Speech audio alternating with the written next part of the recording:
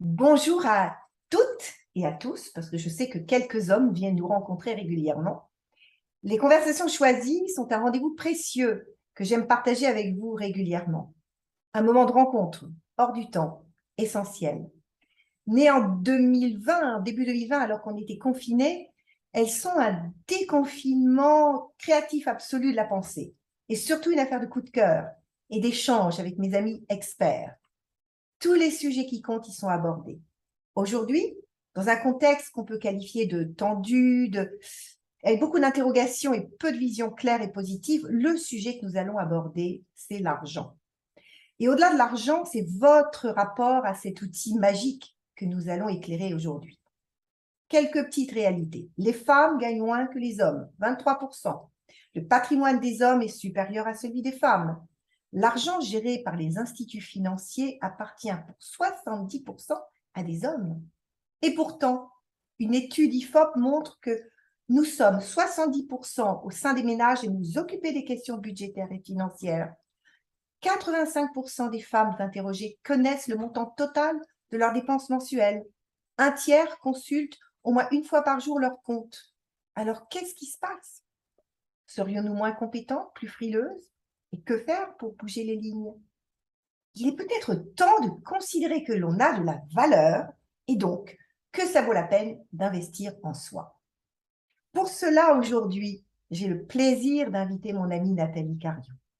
Nathalie est l'experte reconnue en francophonie de la liberté financière. Elle l'incarne et elle l'a transmis à des milliers de personnes depuis plus de 10 ans avec beaucoup de succès. Bonjour Nathalie. Bonjour Edith, quel plaisir d'être là avec toi et avec ton auditoire. Mais oui, je suis vraiment honorée, ravie, touchée que tu aies pris ce temps avec nous parce que je sais que tu es dans une actualité très dense dont tu nous parleras tout à l'heure. Mhm. Mais je te propose de te présenter et de nous parler de ton parcours étonnant. Alors moi j'ai un parcours d'entrepreneur, je pense que c'est vraiment la première chose et ça fait donc que j'ai eu 5 années de salariat où il a bien fallu que je fasse mes marques, que je prenne mes marques dans le monde professionnel. Et puis, je suis devenue très, très vite entrepreneur. C'était vraiment quelque chose dont j'avais envie et probablement parce que comptait pour moi le fait d'être indépendante professionnellement, autrement dit, d'avoir personne qui me donne des ordres et de m'occuper de mes affaires. Bon, ça, c'était une partie. Donc, j'ai fait ça il y a très longtemps, peut-être 25 ans, je pense. Et donc, j'ai créé un certain nombre d'entreprises. Donc, une première entreprise de conseil en marketing. Ensuite, je suis devenue psychothérapeute, donc en mode un peu plus libéral. Ensuite, eh bien, je suis devenue coach en intelligence financière, en tout cas, toujours à mon compte. Mais ça n'est que lorsque j'ai découvert l'argent, on va dire que je suis tombée dans cette potion magique, que j'ai compris que être indépendant professionnellement, ça ne veut pas dire être indépendant financièrement. Et que donc, être indépendant professionnellement, ça peut vouloir dire, certes, ne pas avoir de patron, mais aussi ne pas avoir d'argent en dehors du temps qu'on passe à recevoir des clients, par exemple, en thérapie. Et c'est à ce moment-là, effectivement, que parce que la vie m'a amené un certain nombre de difficultés à traverser, que je me suis rendu compte que sur les dernières années, je m'étais plutôt appauvrie. Et en réalité, ce que j'avais fait, c'est que je ne m'étais juste jamais intéressée, jamais posée pour m'intéresser à l'argent. Je dis souvent, les thérapeutes, ça traite de tous les sujets, je peux vous le dire. J'étais thérapeute, j'ai travaillé sur moi. Donc, j'ai travaillé sur moi, sur le rapport à ma maman, le rapport à mon papa, le rapport à ma sœur, le rapport à mes chats, si vous voulez. Donc, tout, sauf effectivement le rapport à l'argent, qui est une chose dont on ne parle pas beaucoup, parce que pour qu'on en parle, il faudrait que ce soit le patient ou le client qui l'amène, ce qui généralement n'est pas toujours le cas. Et il faudrait que le thérapeute soit à l'aise avec ce sujet-là, ce qui n'est pas non plus toujours le cas. Et même quand le thérapeute est d'accord de parler d'argent, c'est généralement avec des croyances plutôt limitantes et plutôt ancrées de sa propre histoire qu'il va balancer à ses clients, tout simplement parce qu'il n'a pas travaillé dessus.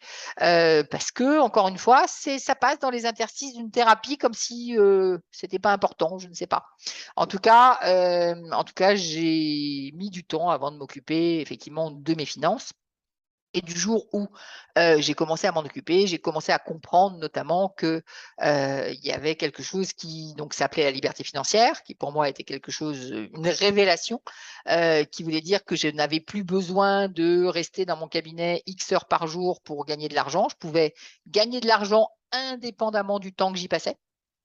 Je dis souvent que en bonne rebelle et en ayant créé mon activité, j'avais très vite compris que je ne voulais pas échanger du temps contre de l'argent. Donc, ce que je faisais, c'est que je travaillais et je ne gagnais pas d'argent.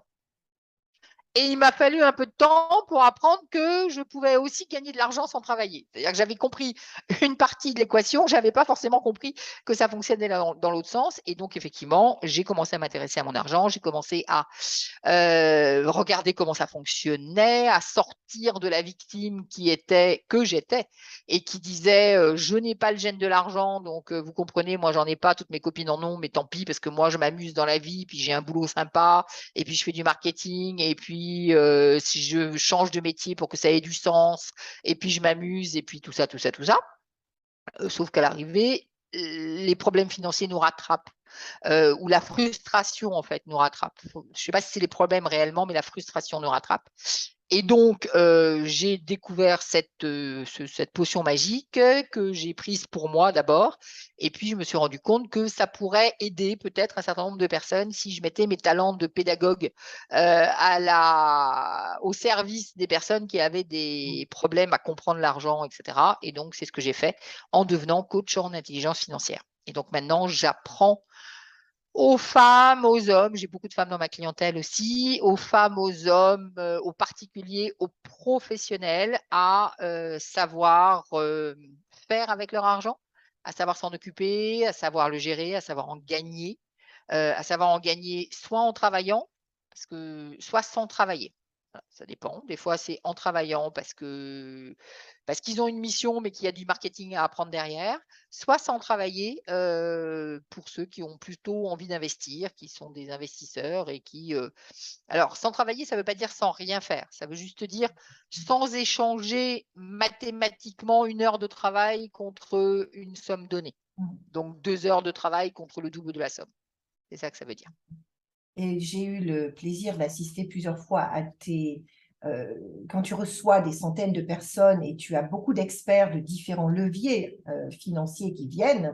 Il y a à la fois les leviers psychologiques, tu peux inviter des experts qui vont qui vont parler du rapport à l'argent, mais après, tu as toutes les dimensions d'investissement. Et j'étais étonnée la dernière fois, c'est au début c'est juste avant la Covid, on s'était retrouvés à Paris, où il y avait Absolument. une dizaine d'intervenants et chacun a montré une stratégie. Ouais. Il va vraiment chercher la pointe des Oui, différentes alors stratégies. moi, ce que je trouve intéressant aussi, c'est de considérer l'argent dans son ensemble. C'est-à-dire qu'effectivement, j'ai toujours choisi non pas de découper en disant je vais travailler avec la loi de l'attraction sur l'abondance, ou je vais travailler uniquement du côté psychologique du rapport à l'argent, ou je vais travailler uniquement sur comment gagner de l'argent en investissant dans l'immobilier, ou même si c'est le dernier livre que j'ai écrit, mais enfin ça n'empêche, ou bien je vais gagner de l'argent uniquement en investissant en bourse. Moi, ce que je trouve intéressant, c'est vraiment de regarder l'ensemble de cette substance qui est quand même très multidimensionnelle, et puis de la mettre au service de notre vie. Et pour ça, on va travailler sur le côté psychologique, on va travailler sur le côté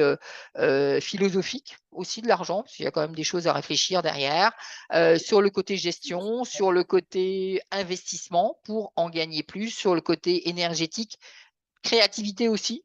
Créativité, des fois, ça va un peu vers fiscalité, mais ça fait partie du lot aussi. Voilà, tout ça, ça fait partie des choses amusantes qu'il faut travailler sur l'argent. Et quand tu parles d'intelligence financière, c'est vrai, il y a à la fois l'intelligence émotionnelle, l'intelligence technique, l'expertise. Il y a beaucoup de choses. Il y a l'éthique aussi dans ce que tu Oui, es une femme qui a une éthique forte, donc tu as quand même ce sens aussi de quel est le sens qu'on va mettre dans ce qu'on va c'est dire. ça. Donc, c'est pour ça que je parlais de philosophie, mais oui, c'est de la philosophie, c'est de l'éthique, c'est le sens qu'on va mettre derrière l'argent. Je trouve d'ailleurs tout à fait intéressant enfin, c'est peut-être au final la chose qui m'amuse le plus, qui m'intéresse le plus, c'est de réfléchir justement à cette place que l'on donne à l'argent, pas seulement en tant que personne, mais aussi au niveau de la société. Qu'est-ce qu'on en fait? Quelle responsabilité on prend par rapport à l'argent ou on ne prend pas? Je trouve que l'argent est un outil de responsabilité extraordinaire, mais que très souvent, on essaye de passer à côté, de ne pas se retrouver confronté justement à cette responsabilité. C'est un outil aussi extraordinaire pour sortir de la victime, pour sortir de je ne peux pas et rentrer dans je ne veux pas. Mais qui dit je ne veux pas, déjà oblige à prendre la responsabilité, éventuellement à être le vilain petit canard de l'histoire, parce que celui qui ne veut pas donner, par exemple, il peut être perçu, donc quelle image j'accepte de donner au monde et qu'on ait de moi. Donc ça, c'est vraiment des questions tout à fait fondamentales, tout à fait intéressantes qui se posent au travers de l'argent. Donc effectivement, je ne veux pas. Et qui dit, si je dis je ne peux pas, il y a aussi un problème de limite. C'est à un moment donné, c'est où est-ce que je mets la limite. Et ça, on peut partir dans des discussions philosophiques infinies, en fait, et très, très riches, parce que c'est en réalité ce qui fait notre société. Oui. Et quand tu parles du rôle de l'argent, tu vois, je pense à la pyramide de Maslow avec la contribution. Il y a un moment, l'argent, quand on est dans l'excédent, qu'est-ce qu'on en fait? Et ça, je crois que avoir une vision de ce qu'on va faire de cet argent au niveau de la contribution, ça permet aussi de désinhiber complètement nos peurs par rapport à l'argent, parce qu'il prend un Oui, sens. tout à fait. En tout cas, ça donne du sens. Ça permet aussi effectivement, pour certaines personnes, d'accepter d'approcher l'argent et d'en avoir, parce qu'elles vont sortir d'une vision que l'on nous a inculquée quand on était petit, qui est une vision de l'argent avoir. Donc, j'ai de l'argent pour m'acheter des bonbons, j'ai de l'argent pour m'acheter une voiture, pour m'acheter quelque chose. Donc ça, c'est vraiment l'argent avoir. Et dans cette vision-là, en réalité, l'argent est d'abord une ressource finie, parce qu'il y a toujours un moment donné où on va compter. C'est-à-dire, on va dire, j'ai 1000, j'ai 2000, j'ai 3000, j'ai 10 000, j'ai 1 million, j'ai 4 milliards. Mais il y a toujours une fin et il y a toujours quelque chose qui est, je vais mettre un chiffre et j'y suis pas. Mais on est dans une ressource effectivement finie. On va se dire, mais est-ce que j'ai besoin de gagner l'autre jour, quelqu'un qui disait, je gagne, je sais pas quoi, 25 000 euros par mois. Est-ce que ça a du sens? Je sais pas. Ça a peut-être pas de sens au niveau de l'avoir. Mais au niveau du faire, c'est justement de la contribution, de qu'est-ce qu'on peut faire avec cet argent. Je rencontre beaucoup de personnes qui, tout d'un coup, quand on leur dit non, mais l'argent, c'est aussi de la contribution, c'est aussi du faire, c'est aussi quel est l'impact que je laisse dans ce monde, quelle voix je porte et me donner les moyens d'avoir un haut-parleur qui me permet justement de parler plus fort ou de défendre une cause ou de mieux faire passer mon message. À ce moment-là, certaines personnes vont dire, OK, là, je suis d'accord de me réconcilier avec l'argent, je suis d'accord d'en avoir plus, puisque là, on est dans un système illimité. Plus on en a, plus on contribue. Exactement. Est-ce que tu as observé que le rapport des femmes, parce que tu dis que tu as beaucoup de femmes et tu as aussi des hommes, j'ai vu ça dans le groupe où on était, il y avait beaucoup d'hommes aussi, mais est-ce que les femmes ont un rapport à l'argent que tu sens évoluer? Parce que ça vient de loin.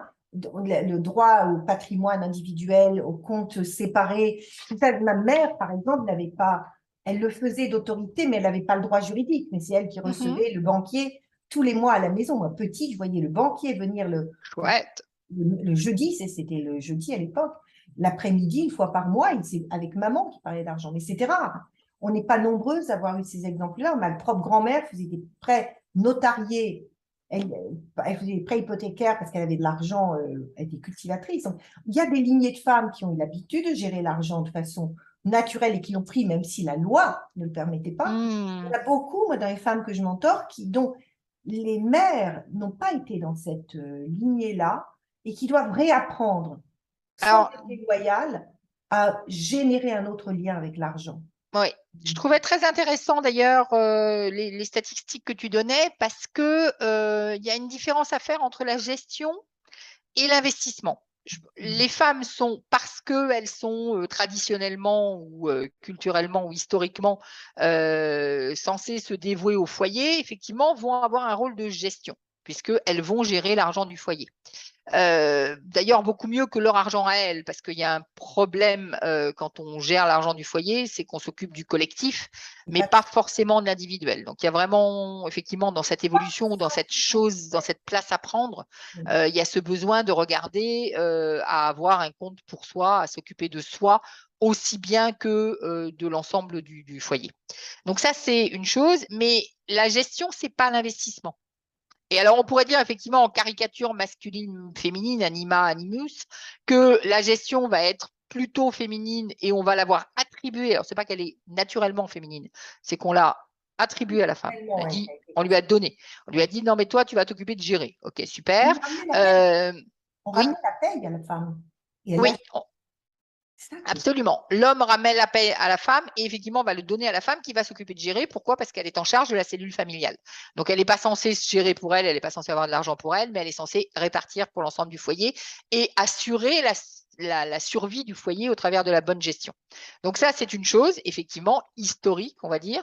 Par contre, l'investissement, si on est dans Animus Anima, l'investissement est beaucoup plus masculin puisque c'est sortir du foyer. Quand on investit, effectivement, on va investir à l'extérieur, on va faire fructifier l'argent, mais on va faire fructifier l'argent en achetant une maison ou en investissant en bourse. En tout cas, on sort de la cellule familiale et on va exposer cet argent, on va lui faire prendre des risques, ce qui est probablement beaucoup plus compliqué pour les femmes.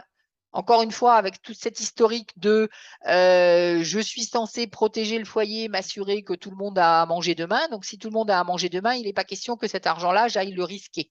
Ouais. Et effectivement, on va peu l'investir en tant que femme, comme on va peu jouer aux courses, en fait. Hein. C'est vraiment la même chose. C'est-à-dire que les jeux de courses, d'addiction, etc., vont être plutôt masculins, Oui. puisqu'effectivement, l'homme va accepter de et encore une fois, on est animus anima, hein, c'est pas l'homme, c'est le caractère masculin, va accepter de prendre des risques. Alors, pour son plaisir ou pour gagner de l'argent, normalement, quand il joue aux courses, il espère gagner quand même. Donc, il va accepter de prendre des risques que la femme pourra éventuellement ne pas accepter de prendre et sera beaucoup plus prudente.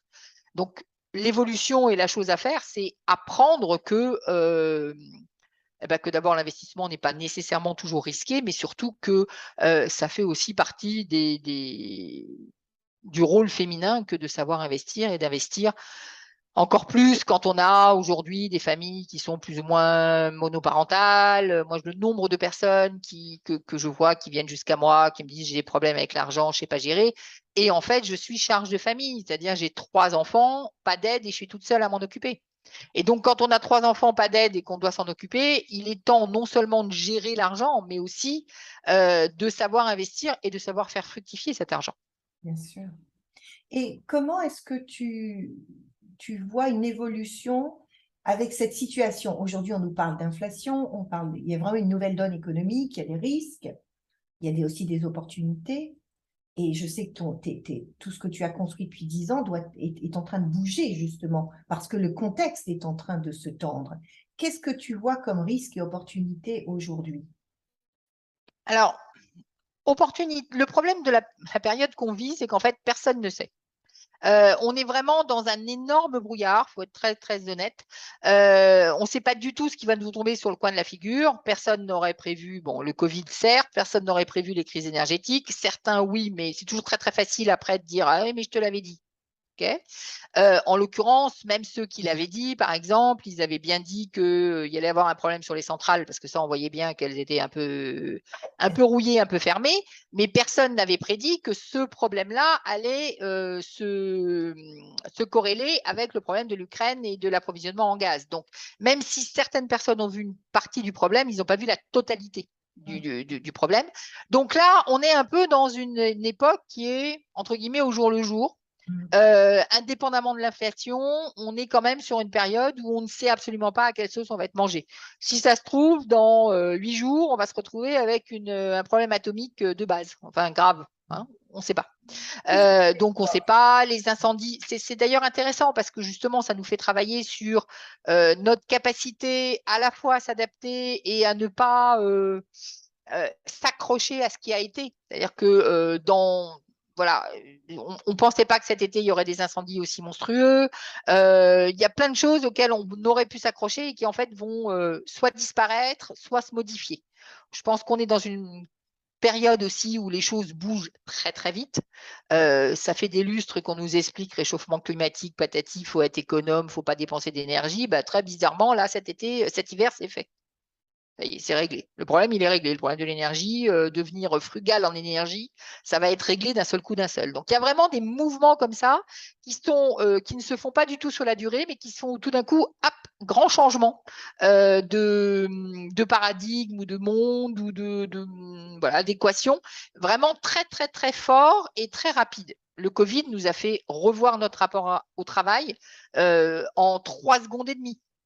Ah oui, avec Alors, c'est ni sur le pire ni sur le meilleur. Je pense que ça va poser un certain nombre de problèmes, mais pour autant, voilà, c'est en 6 mois de temps, le rapport au travail a changé. On a maintenant des populations qui n'ont plus envie d'aller bosser. On a des populations qui ont plus envie d'avoir les contraintes du travail. C'est pas tant c'est pas qu'ils veulent pas faire, c'est qu'ils veulent plus avoir les contraintes du travail. Et alors, quel est l'avenir? J'en sais rien. J'en discutais tout à l'heure avec un artisan en disant, bah, les artisans trouvent pas de boulot, ok, enfin trouvent pas de main d'œuvre. Bien. À un moment donné, il y aura probablement de la main-d'œuvre étrangère qui va arriver, peut-être. Mais du coup, on se retrouve, et c'est là où la philosophie est intéressante, c'est de se dire on est sur une société où on a une main-d'œuvre étrangère qui va travailler pour des. Alors, français de souche, je mets des guillemets, parce que c'est pas ça la question, pour une autre partie de la population qui, en fait, n'a plus envie de contraintes et qui donc va être plutôt dans, pas forcément vivre des minima, c'est pas ça la question, mais vivre plus un minima, pour ne moins travailler et moins se tuer à la tâche. Donc, il va y avoir effectivement comme ça une espèce de deux vitesses qui se mettent en place. On se dit, mais c'est quoi cette affaire? Je disais, et d'un autre côté, dans les personnes qui n'ont plus envie d'avoir la contrainte justement d'être salariés, est-ce qu'ils ont envie d'être entrepreneurs? Plus ou moins, parce qu'ils se rendent bien compte que les entrepreneurs sont coincés aussi par le fait qu'il n'y a pas de main-d'œuvre. Oui. Aujourd'hui, les artisans, il ne faut pas discuter avec un artisan, ils sont tous en train de râler en disant on n'a pas de main-d'œuvre quoi qu'il arrive. Et On les ne peut matières rien premières. faire. Et les matières Pardon? premières. Et les matières premières. Là, je refais faire des portes, 6 mois d'attente à cause du bois. Oui. Alors, les matières premières, en fait, elles sont pour l'instant, elles sont gérées longtemps. Oui, effectivement. Donc, on va avoir ce problème-là qui va arriver. Donc, ce qui est intéressant dans tout ça, c'est que j'allais dire, même nos capacités d'anticipation, elles sont un petit peu à l'ouest. Parce que la boussole est à l'ouest. Parce qu'effectivement, quand j'en discute avec des personnes, je dis le jeu, ça peut être de se dire c'est quoi le prochain produit qui va manquer. Ouais.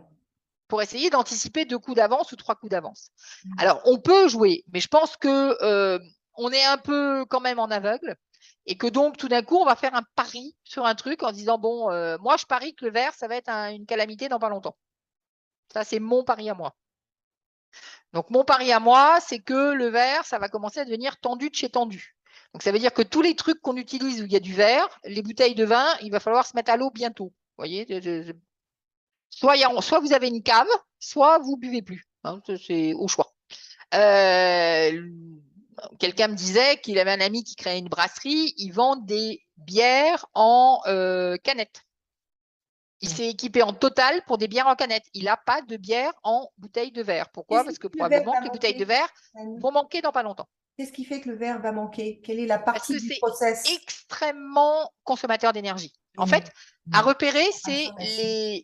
les industries qui demandent un maximum d'énergie Ouais. pour produire un produit qui n'est pas très cher. C'est-à-dire que quand ça consomme un maximum d'énergie pour produire un produit qui est extrêmement cher, doit y en avoir, j'en ai pas comme ça sous le nez, on pourrait imaginer que voilà, vous voulez faire un diamant, je pense que pour faire un diamant, il doit falloir une pression énorme, donc même si c'est un diamant industriel, n'empêche qu'il doit falloir beaucoup d'énergie, de pression, etc. Tout ça pour faire un diamant. Mais on s'en fiche parce qu'il y a un rapport entre le prix du diamant et le prix de l'énergie qui va bien. Mais il y a énormément de biens de consommation pour lesquels on a besoin d'énormément d'énergie. Or, le bien en soi, il vaut rien. Le verre, aujourd'hui, la bouteille de verre, elle est gratuite. Enfin, elle vaut pas cher. Et donc là, on se dit, bah oui, mais sauf que eux, ils vont avoir une augmentation du prix de l'énergie qui devient complètement folle. Ils ne peuvent pas augmenter le prix de la bouteille de contenant dans lequel on met la bouteille de vin, parce que sans quoi, effectivement, ça augmente le prix de la bouteille de vin qui passe, je sais pas, on va dire de 10 à 40 euros, donc il y a, comme qui dirait, un problème. Donc, qu'est-ce qui se passe? Voilà. Donc, l'idée, ça peut être de repérer comme ça des énergies, des industries, pardon, qui sont extrêmement consommatrices en énergie. Le verre en fait partie. Vous avez Crystal Dark qui est en train de fermer ses usines, par exemple. Ils ont mis. Alors, on peut dire, ouais, non, mais ça fait monter les prix. Non, ça ne fait pas monter les prix. Ils ont juste décidé que pendant 4 mois, ils étaient en chômage technique. Oui, j'ai vu ça. Ouais. Donc, ça veut dire que pendant 4 mois, ils ne produisent plus. Pourquoi ils ne produisent plus? Parce qu'ils ne peuvent plus produire. Donc, on va attendre après que ça se passe autrement. Donc, ça peut être comme ça des choses. Alors, bon, moi, j'ai parié sur le vert. Mais si ça se trouve, ce n'est pas le vert. Si ça se trouve, ça va être autre chose.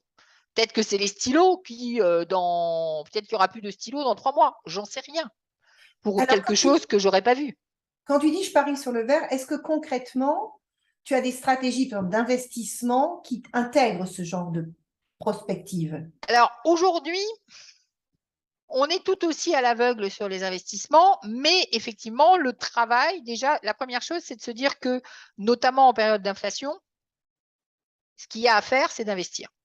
De ne pas attendre pour investir. Donc, autant dans d'autres périodes, on peut se dire on va attendre, autant là, c'est investir. Et c'est investir, j'allais dire, plutôt dans des skills, dans des compétences, que dans des biens éventuellement.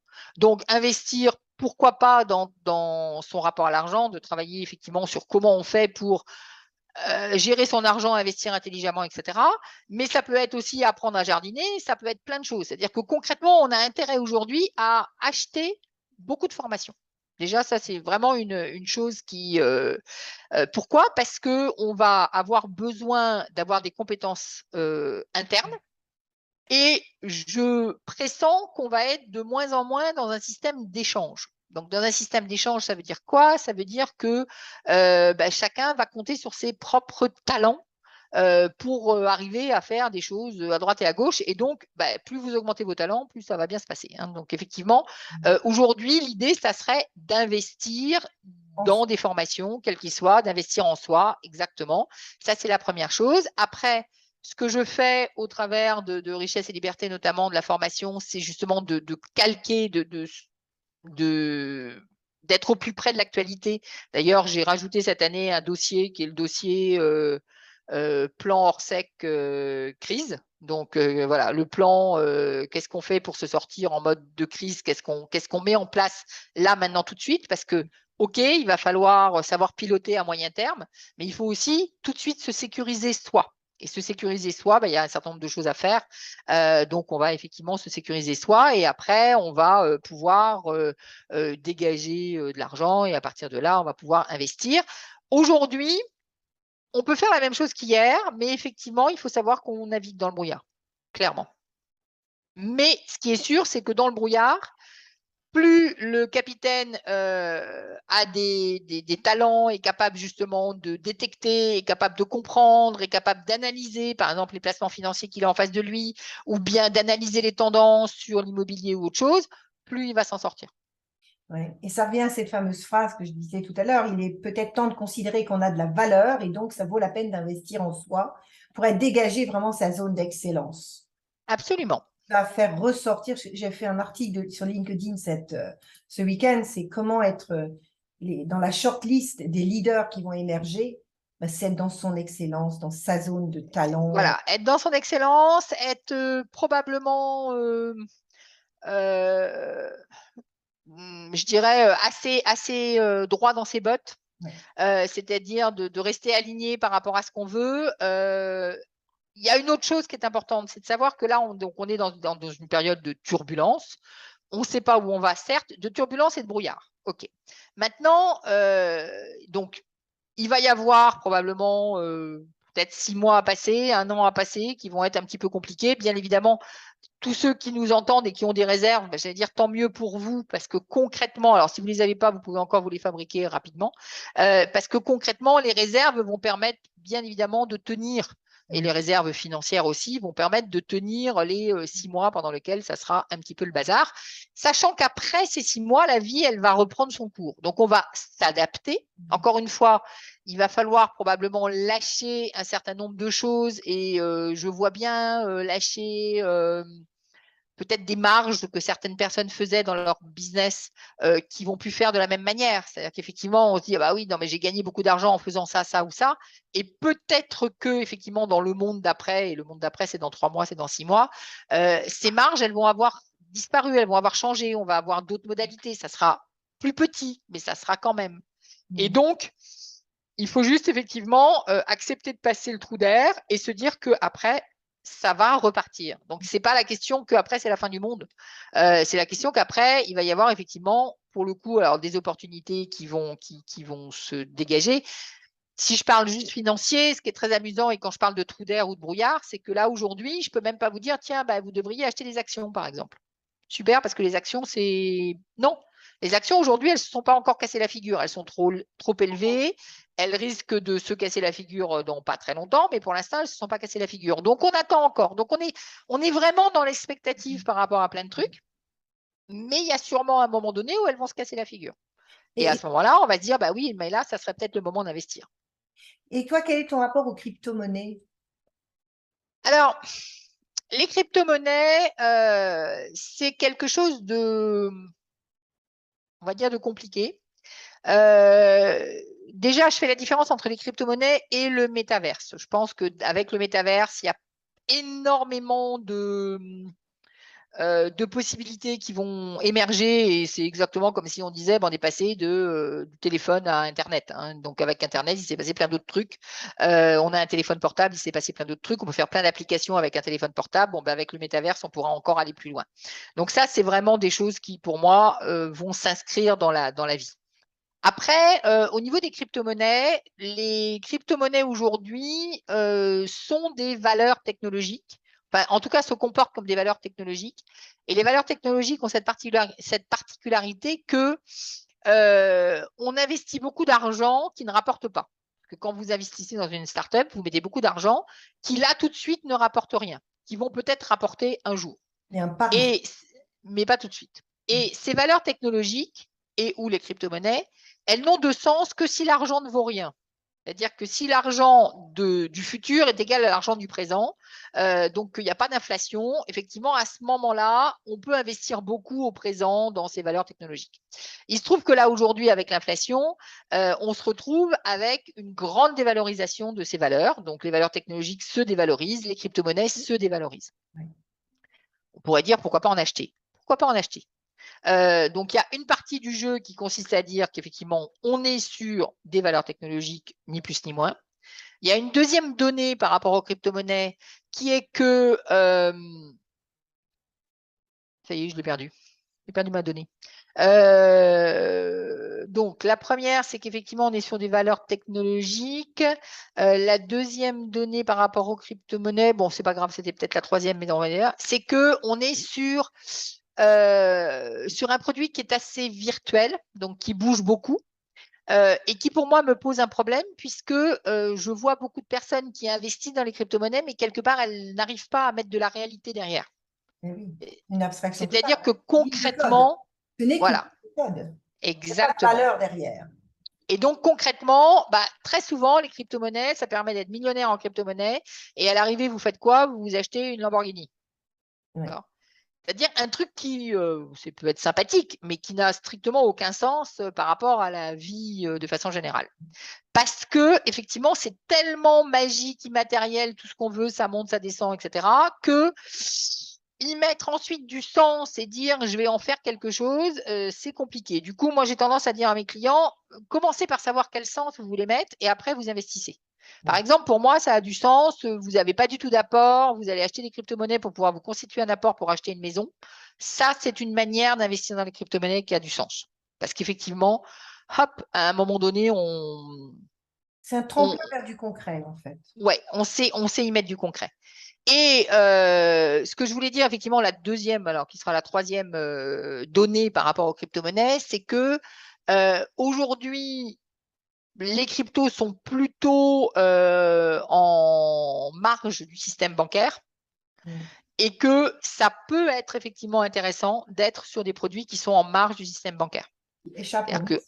Voilà. voilà, ça peut être intéressant de se dire que dans les hypothèses, il y a… Alors, encore une fois, les hypothèses, elles sont mais pléthores et on ne sait pas. Mais dans les hypothèses, il y a un crack Internet craque Internet, ça veut dire qu'on va être mal au niveau financier. Alors, vous me direz, sur les cryptos, ça ne fera pas mieux. Mais voilà, là, on n'y échappera pas, crypto ou pas, craque Internet, c'est un peu le bazar. Mais il y a aussi que le système financier pourrait effectivement se casser la figure. Et si le système financier se casse la figure, plus on sera indépendant du système financier et mieux on se portera. Est-ce que Donc, tu autrement dit, c'est… Oui. Oui, Est-ce que tu vas-y. recommandes d'avoir plusieurs banques quand on a des… Moi, beaucoup de mon audience a quand même des réserves. Est-ce que tu Mhm. recommandes de répartir dans plusieurs banques pour éviter… Oui, je pense que c'est… je ne sais plus qui disait, de toute façon, par exemple, même chose, c'est il y a des espèces chez vous. Mais en réalité, tout ça, c'est pour les 3 prochains mois, si jamais il y a 3 mois de bazar. Parce qu'en réalité, il y a 2 options. C'est soit ça tient, au bout de 3 mois, on arrive à remettre les choses d'aplomb. Et dans ce cas-là, que vous ayez une banque, 2 banques, 3 banques, de toute façon, elles se seront toutes fermées pendant un certain temps parce qu'il faudra faire quelque chose. Soit on n'arrive pas à remettre un système sur pied. Et dans ces cas-là, que vous ayez une banque, 2 banques, 3 banques ou 25 banques, de toute façon, on sera revenu à l'âge de pierre. Donc, ça n'a que très peu d'importance. Je pense que diversifier pour avoir plusieurs banques, c'est pas mal, mais ça ne va pas protéger de grand-chose. Il faut quand même en être conscient. Alors, Nathalie, tu as une news, c'est pour ça aussi que je voulais t'interviewer aujourd'hui dans les conversations choisies. Tu vas proposer dans quelques jours un accompagnement en intelligence financière dont je connais la qualité, Absolument. que je recommande vraiment à mon audience, et c'est ce que j'avais envie enfin, voilà, explique-nous en quelques mots pour qui, à quoi ça sert et… OK. Donc, c'est un programme qui est un programme en ligne à l'origine, qui s'appelle Richesse et Liberté. Donc, déjà, voilà, la question, c'est pas de dire, tiens, je vais tout de suite investir, etc. Il y a un certain nombre de vidéos. Donc, si vous vous inscrivez sur le lien que j'ai donné à Edith, vous allez avoir, on va faire connaissance. C'est normal, après tout, on saute pas dans un bateau sans faire connaissance. Donc, on commence par faire connaissance. Donc, je vous explique un certain nombre de choses sur l'argent, un peu plus que ce qu'on a vu aujourd'hui. Je vous dis qui je suis, etc.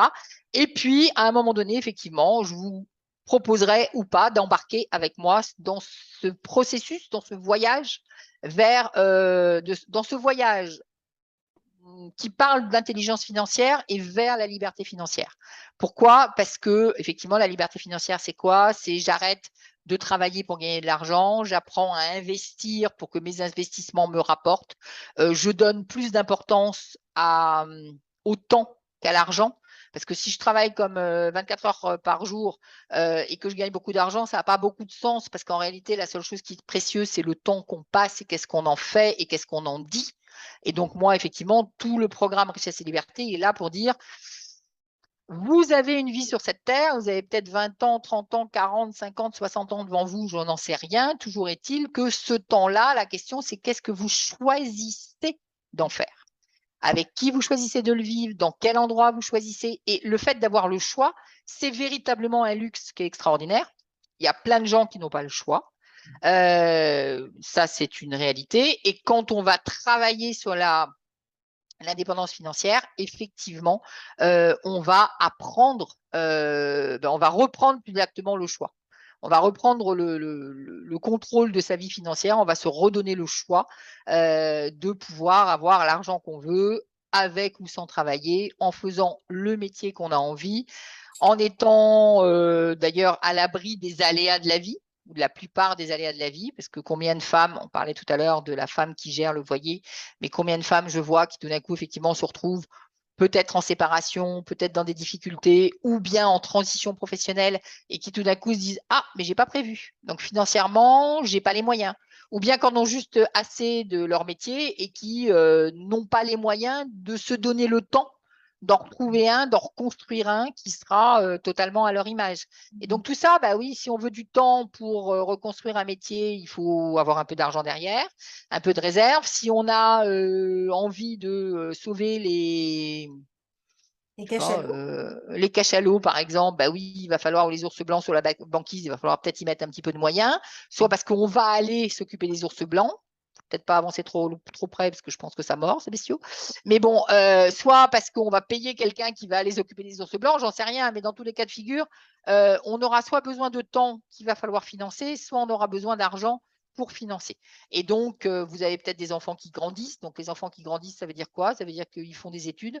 Ça veut dire qu'à un moment donné, on se retrouve à devoir payer des études avec un peu de chance à l'étranger, et en plus un appartement, et en plus je sais pas quoi, et tout le monde n'a pas la chance d'être boursier, et du coup ça commence à tirer. Et je trouve, et je suppose que vous aussi, trouvez que c'est très désagréable de devoir dire à un enfant, et moi c'est vraiment ça qui me motive, c'est que j'ai décidé qu'à un moment donné dans ma vie, que ce soit à mes enfants ou peu importe, jamais je ne dirais je ne peux pas parce que je n'ai pas d'argent. Autrement dit, j'ai décidé que ça n'était pas mon porte-monnaie, mon compte en banque, qui allait décider de ce que je fais ou je ne fais pas. Ouais. Et c'est vraiment ça, la liberté financière, c'est vraiment, et donc c'est un programme en ligne avec des accompagnements, il y a des coachings, il y a des rencontres, énormément de rencontres, il y a des événements comme celui où tu es venu. Donc énormément de choses pour vous accompagner, vous aider dans un processus, parce que c'est vraiment un processus, c'est vraiment un voyage, c'est une réflexion. J'ai des personnes avec qui je suis toujours en contact qui, au bout de 2 ans, 3 ans, me disent: «Ah, ça y est, j'ai compris, ça m'a» alors ma vie avait un peu changé avant, mais ça y est, maintenant j'ai compris plein de trucs que j'avais pas compris avant. Donc ça, c'est magique pour moi. Bah, écoute, un grand merci Nathalie. Donc vous allez retrouver en dessous de la vidéo le lien pour aller découvrir tout ce que Nathalie va vous proposer de traverser dans la Et semaine. juste pour vous dire, donc sur ce lien, vous aurez un cadeau, hein, le dernier magazine qu'on a fait en Ah, première, qui est très bien. en 1er cadeau, et puis après, donc on aura le temps de se découvrir et d'avancer ensemble Ouais. ou pas, selon ce que vous souhaitez. C'est un très bon magazine, bravo, hein, vraiment. On sent que tu as bien ficelé. Bien, merci à toi, merci à toutes et à tous. Moi, j'ai toujours autant de bonheur à partager mes amis experts et leur excellence. Ça me régale, j'apprends plein de choses. On se retrouvera bientôt et puis prenez grand soin de vous, mais surtout, croyez qu'il est toujours possible, quelles que soient les situations, d'émerger et que vous avez quelque part à l'intérieur de vous toutes les solutions si vous êtes bien entouré. L'entourage va être déterminant. Choisissez vos mentors, choisissez les personnes autour de vous, choisissez vos sources d'informations avec beaucoup d'intelligence et vous allez voir qu'on va traverser ça par le haut parce que le monde a besoin de nous. Absolument. À bientôt. Alors, je suis perdue dans la fin de ma vidéo. Voilà.